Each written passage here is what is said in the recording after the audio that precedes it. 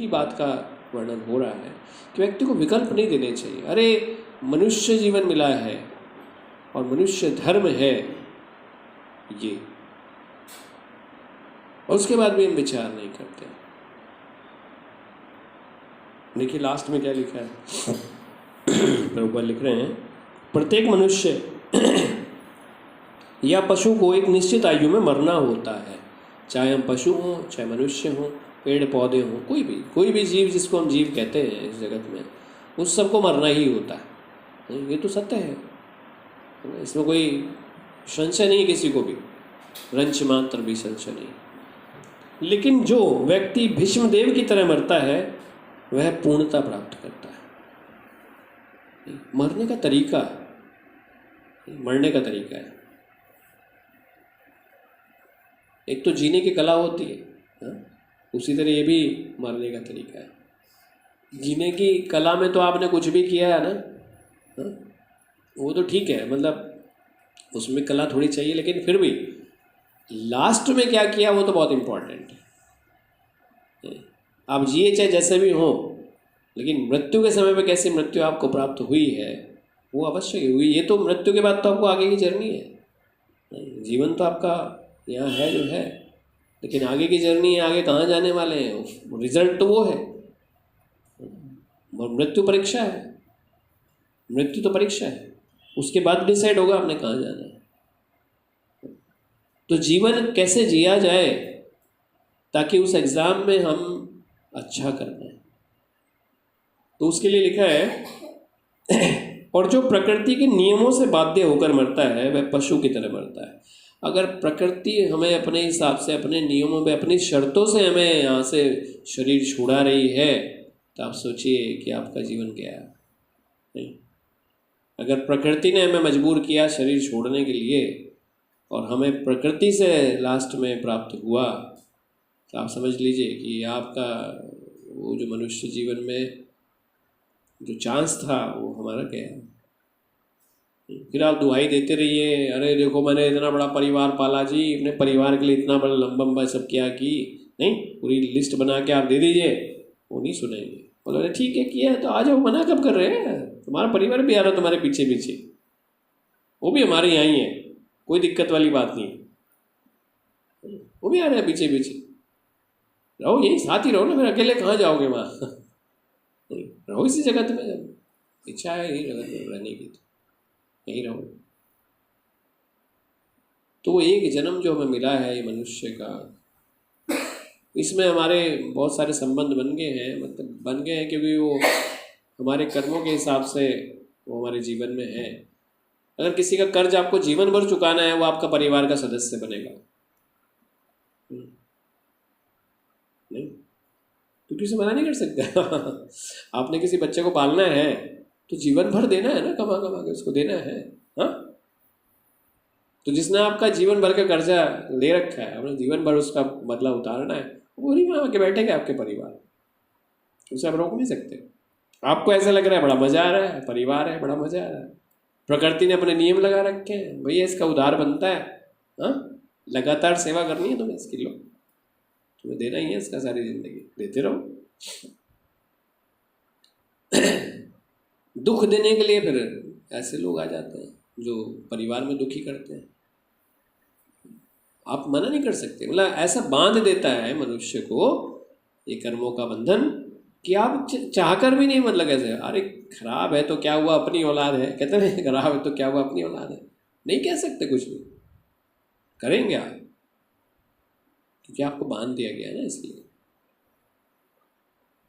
लेकिन वही बात है, अगर आप किसी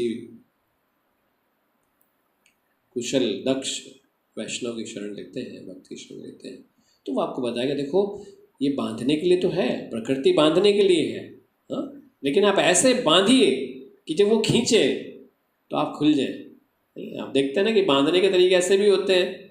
आप कभी टाई बांधी आपने, हाँ, किसी ने टाई बांधी होगी तो देखा होगा कि टाई एक ऐसी चीज़ होती है, आपने बांध दिया और आपने निकाला ना उसको, और एक बार ऐसे बाहर निकाल ले तो बिल्कुल पूरी खुल जाती है, उसमें कोई बंधन नहीं होता है। देखने में बंधन है लेकिन वैसे निकाल के देखेंगे तो खुल जाती है पूरी। तो बांधा ऐसा जाए अपने जीवन को कि वो माया को लगे ये बंधा हुआ है, हाँ? और बाद में जब वो खींचे डोर तो उसकी डोर हाथ में आ जाए और मनुष्य जो है वो भगवत धाम चला जाए। तो देखने वाले को ऐसा लगना चाहिए कि बांधा तो है लेकिन फिर भी मुक्त हूँ। तो जीवन में ऐसा बंधना चाहिए कि बंधन लगे, लोगों को देखने में लगे भाई व्यक्ति बंधा हुआ, देखो यार ये भी तो गृहस्थ व्यक्ति है, नहीं इसका भी परिवार है, बच्चे हैं, लेकिन मुक्त अवस्था में, क्योंकि अपने आप को बांध नहीं रखा उसने। जिम्मेवारी अलग चीज होती है और मोह आसक्ति अलग चीज होती है। लोग इस मोह को, आसक्ति को त्याग नहीं पाते। धृतराष्ट्र इसी का एग्जाम्पल है। धृतराष्ट्र में कोई ऐसी कोई बुराई नहीं थी, धृतराष्ट्र ने कोई वैसे कोई अपराध नहीं किया ना, वो तो अंधा था, उसने कोई खास अपराध नहीं किया उसने। और देखा जाए तो पितृ मोह, संतान मोह कोई बुरी बात भी तो नहीं है, नहीं देखा जाए तो बुरी बात तो नहीं है, उसने कोई देखा बहुत बुरा अपराध तो नहीं किया, लेकिन वो जो मोह और आसक्ति उसने पाल ली अपने जीवन में, उसकी वजह से आप देखते हैं कि उसकी क्या दुर्गति हुई। सारे के सारे पुत्र मारे गए, कितना पेन हुआ उसको। 100 पुत्र, कितने पुण्यों से 100 पुत्र प्राप्त हुए, मतलब 100 जन्म के पुण्यों से 100 पुत्र प्राप्त हुए। और एक छोटी सी गलती आसक्ति से उसने सारे मरवा दिए। और आसक्ति तब भी नहीं गई, मतलब देखिए आसक्ति कितनी बड़ी चीज है। मोह तब भी नहीं गया, तब भी वहीं पड़ा रहा युधिष्ठिर महाराज के यहाँ, तब भी वो ऐशो आराम भोग रहा है युधिष्ठिर महाराज के महल में। युधिष्ठिर महाराज ने एक बार कह दिया, तात श्री आप ही तो हमारे पिता समान हैं, आप कहाँ जा रहे हैं। हाँ भाई बात तो ठीक ही है, चल भाई चले गए, कोई बात नहीं, ये तो है। सारी जिंदगी उन्हें मारता रहा, उनके बुरा सोचता रहा, लेकिन लास्ट में सोचा यार चल कोई बात नहीं, ऐश तो मिल रही है ना, जगत की सुख सुविधाएं तो मिल रही है ना, तो कोई बात नहीं, क्या परेशानी है। फिर पड़ गया वहीं पर। युधिष्ठिर महाराज तो क्या साधु व्यक्ति हैं, है ना, धर्मराज है, वो तो कहेंगे कि कोई बात नहीं, उनका धर्म है, तो अपने धर्म से हटने वाले नहीं है। फिर विदुर आए, यात्रा से लौट कर आए, उन्होंने धृतराष्ट्र को फिर समझाया, तुम्हारी हालत पता है तुम्हें, कैसी कुत्तों जैसी हालत है तुम्हारी, नहीं अभी भी तुम युधिष्ठिर मतलब टुकड़ों में पल रहे हो, ये हालत हो गई तुम्हारी कुत्तों जैसे। सिर्फ इस जगत को भोगने के लिए, मतलब कम से कम तुम्हें तब तो शर्म आनी चाहिए थी, तुम्हारे 100 के 100 पुत्र मर गए जिनकी वजह से तुमने इन्हें परेशान किया, कम से कम तब तो तुम ये छोड़कर वन में चले जाते, नहीं। लेकिन मनुष्य है, वो जगत को छोड़ना नहीं चाहता, वो यार भाई कोई बात नहीं है, थोड़ा एंजॉय कर लेता हूँ, है ना। आपकी जिम्मेवारी अपने बच्चों के लिए है, मान लिया सपोज करें, हाँ, लेकिन आसक्ति क्या होती है, बच्चों के बच्चे, उनके बच्चे, क्योंकि जाना नहीं है ना, चाहते नहीं है तो उलझे रहते हैं वहीं पर ही। जब वानप्रस्थ, इसीलिए तो शास्त्रों में दिया गया है कि अरे वानप्रस्थ में आ गए हो तो कम से कम अब तो नहीं, चीजों को छोड़ो, नहीं तो ये अवस्था प्राप्त नहीं हो सकती। आप सोचेंगे ये अवस्था प्राप्त हो जाए, ना तो हमारे साथ में भगवान सामने खड़े होने वाले हैं, ना आपको पता है कि आपको कब नंबर आने वाला है। आप संन्यास तक पहुंचोगे नहीं पहुंचोगे,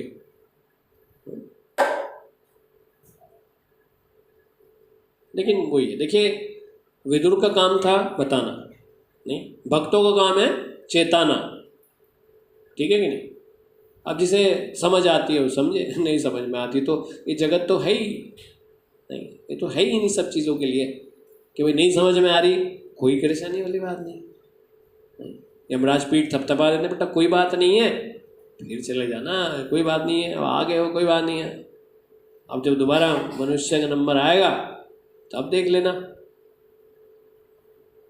अब इस बीच में थोड़ा आप इधर उधर भटकोगे, थोड़ा नरक में काटोगे, फिर कीड़े मकोड़ों से शुरू होगे, फिर कभी जाके मनुष्य का शरीर मिलेगा, कौन सा युग चल रहा होगा, कौन सी अवस्था होगी, कोई भक्त मिलेगा नहीं मिलेगा, कुछ पता नहीं। जब अवसर है तो हम इस जगत के कार्यों में अपने जीवन को व्यर्थ में गंवा रहे हैं। तो यह लिखा है कि अगर कोई व्यक्ति भीष्म देव की तरह मरता है तो उसे पूर्णता प्राप्त होती है। पूर्णता होती है,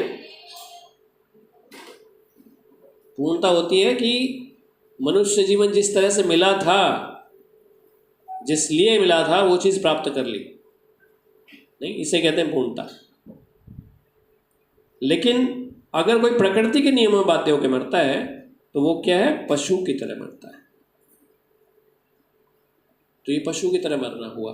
अगर आप सोचें किसी को हार्ट अटैक आ गया, या किसी को वैसे मतलब जो भी प्रकृति के हिसाब से आप देखते हैं तरह तरह से मृत्यु के वो है, अगर इस तरह से हमारा जीवन जा रहा है तो हम प्रकृति के नियमों में बंधे हुए होकर मर रहे हैं, तो पशु की तरह मर रहे हैं। ठीक है ना। तो यहाँ पर ये लिखा है, मनुष्य तथा पशु में यही अंतर है। ये मनुष्य जीवन विशिष्ट रूप से भीष्म देव जैसी मृत्यु के लिए है। तो अगर हम अपने आप को मनुष्य मानते हैं तो हमारी अवस्था ऐसी होनी चाहिए, यही भागवतम बताता है। ठीक है ना। तो आगे के थोड़ा सा और है, मैं ये अगले जो 2-3 श्लोक हैं उसमें बता दें, क्योंकि ये आगे जो है इनके बारे में कि उन्होंने शरीर छोड़ दिया है, आगे क्या हुआ थोड़ा सा 1-2 श्लोक और बता देते हैं। तो अगले श्लोक में सूत गोस्वामी जो है बोल रहे हैं, सूतवाच वह कह रहे हैं, यह जानकर कि भीष्मदेव अनंत परम पूर्ण में लीन हो गए, वहाँ पर उपस्थित सारे लोग उसी तरह मौन हो गए जिस तरह दिन समाप्त होने पर पक्षी मौन हो जाते हैं। क्योंकि ये जो दृश्य है ना, ये बहुत ही भावुक दृश्य है। जिस समय पर वो सामने होकर प्राण छोड़ रहे हैं और काफ़ी समय उन्होंने बात की और सारे लोग वहाँ पर पिन ड्रॉप साइलेंस होकर वहाँ पर उपस्थित हैं। ब्रह्मांड के सारे बड़े बड़े ऋषि मुनि, सबके नाम आए थे यहाँ पर, सारे बड़े बड़े ऋषि मुनि और सब हैं यहाँ पर, भगवान साक्षात मौजूद हैं, सारे देवता यहाँ मौजूद हैं, गंधर्व चरणास जो आ सकते हैं, जिनकी प्रेजेंस है वो सब यहाँ मौजूद हैं और वो इस दृश्य को देख रहे हैं। क्योंकि एग्जाम्पल है ये, 12 महाजनों में से एक हैं, ब्रह्मा जी स्वयं यहाँ पर हैं। तो इस तरह से यहाँ पर लिखा कि जैसे ही वो पूर्ण में लीन हो गए भगवान में, सारे लोग मौन हो गए क्योंकि उनकी आवाज़ बंद हो गई। उन्होंने वो लास्ट श्लोक कहा और शांत हो गए। इसके बाद हुआ क्या, तत्पश्चात मनुष्य तथा देवताओं ने सम्मान में नगाड़े बजाए और निष्ठावान राजाओं ने सम्मान तथा आदर प्रदर्शित किया और आकाश से पुष्पों की वर्षा होने लगी। क्योंकि विष्णुदेव कोई साधारण व्यक्ति भी नहीं थे, महाजन में थे।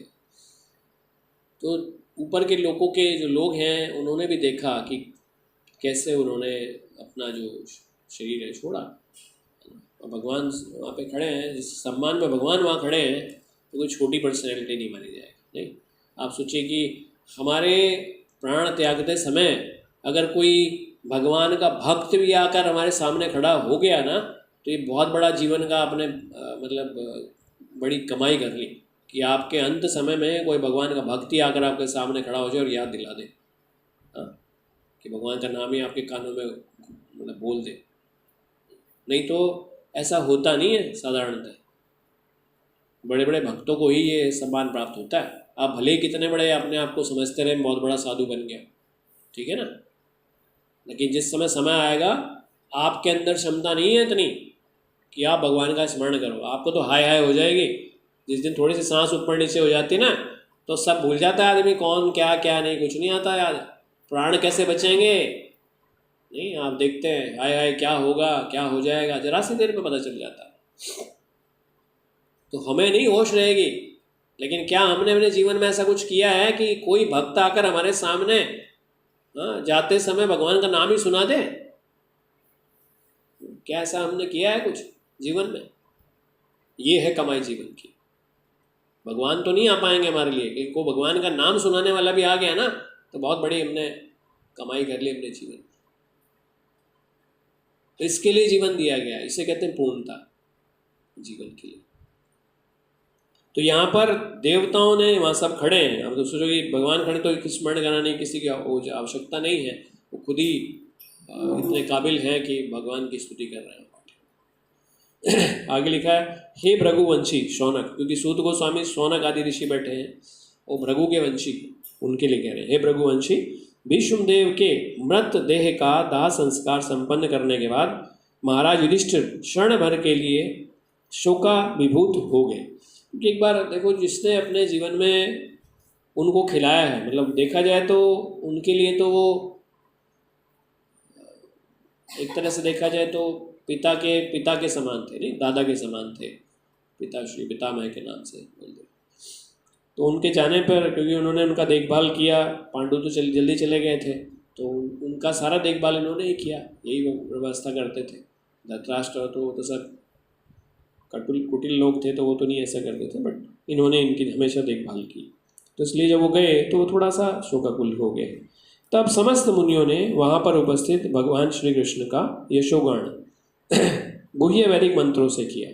वे भगवान कृष्ण को सदा के लिए अपने हृदय में धारण करके अपने अपने आश्रमों को लौट गए। अब किसी ने देखो, महाजन है, उन्होंने स्तुति की, भगवान की महिमा की, उन्होंने दिखाया कि मनुष्य को एक मत होकर, निर्विकल्प होकर भगवान पर ही फोकस करना चाहिए।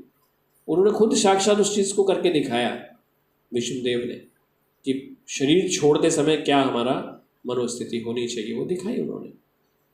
तो सबको यहाँ पर पता है कि कृष्ण ही परम पुरुषोत्तम भगवान है, पूर्ण पुरुषोत्तम भगवान है। उन सब ने भी इस चीज़ को लिया, क्योंकि उन्हें ये नहीं पता था कि उनका कब तक का समय है। जो ऋषि मुनि उनके बड़े लंबे लंबे आयु हैं, लेकिन उन्होंने ये चीज़ अपने मन में बैठा ली कि जीवन में करने का जो कार्य है वो ये है। आप भले ही कुछ भी सोचते रहें, लेकिन वास्तविकता में मनुष्य जीवन का कार्य ये है। घर परिवार ये सब गृहस्थ जीवन जो है ना, वो एक समय तक के लिए दिया गया है। उसके बाद फिर छोड़ने के लिए भी कहा गया है कि प्रवृत्ति छोड़िए और लास्ट में चीज़ों को छोड़िए, उसे पकड़िए जो पकड़ने के लिए जीवन दिया गया है। वही चीज़ यहाँ पर वो लेकर गए। वो तो पहले से ही साधु हैं, एक तरह से पहले से ही निवृत्त हैं चीज़ों से, है ना, इसलिए यहाँ पर लिखा है एक चीज़ के लिए।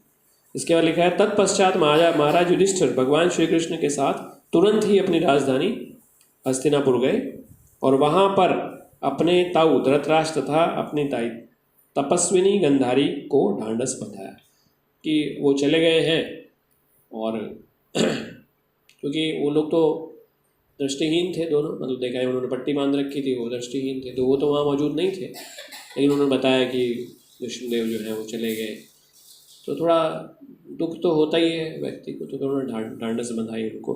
थोड़ा लिखा, तत्पश्चात परम धर्मात्मा राजा महाराज युधिष्ठिर ने अपने ताऊ द्वारा प्रतिपादित तथा श्री कृष्ण द्वारा अनुमोदित राज नियमों के सिद्धांत अनुसार साम्राज्य का संचालन किया। तो इस तरह से ये पूरा अध्याय जो है वो ख़त्म हुआ, जिसमें विष्णुदेव जो है वो ये संदेश देकर सभी को इस जगत से चले गए कि एक मनुष्य के लिए इस जगत में भगवान को प्राप्त करने का क्या तरीका है।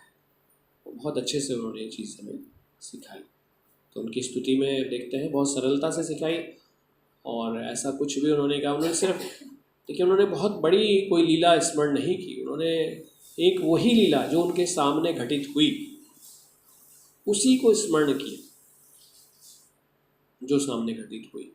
तो वास्तविकता में हमारे जीवन में जब तक वो क्षण नहीं आएंगे जिनमें हम भगवान की कथा का श्रवण, है ना, बहुत सावधानी पूर्वक ध्यान पूर्वक बैठकर नहीं करेंगे, दोबारा वो हमें स्मरण नहीं आएगा।